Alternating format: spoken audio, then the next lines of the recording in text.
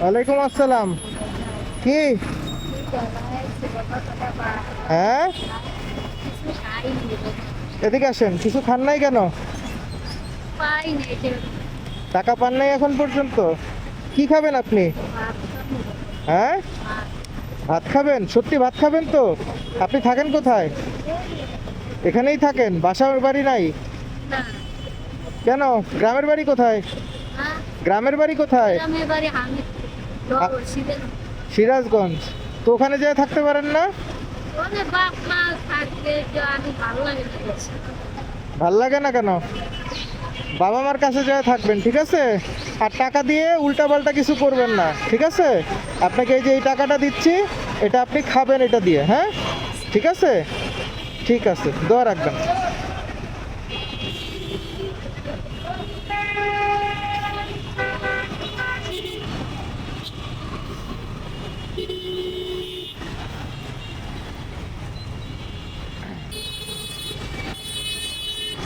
So জিনিসটা কি যে আহ, এই উনি আর কি ড্রাগস নেয়, যা বোঝা যায় ইয়াতে, অথবা মানে উনি আসলে যেভাবে রাস্তাঘাটে আছে এইভাবে তো আসলে মানে উনি বললো ওনার বাড়ি আছে, মা বাবা আছে, বাট তাও সে রাস্তায় থাকে হয়তোবা যে কোনো কারণে হোক, হয়তোবা আর বাড়ি ফেরত যেতে পারে নাই বা ইয়ে করতে পারে নাই।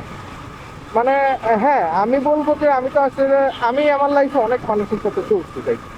তো সেক্ষেত্রে আমি জানি যে উনি টাকা দিয়ে ড্রাগস নিবে, বাট উনার চেহারা দেখে বোঝা যাচ্ছিল যে উনি আসলে আহ, অনেক দিন ধরে, মানে অনেক দিন ধরে না ঠিক, মানে উনি আসলে ভালো মন্দ কিছু খাওয়া দাওয়া করে নাই আজকে।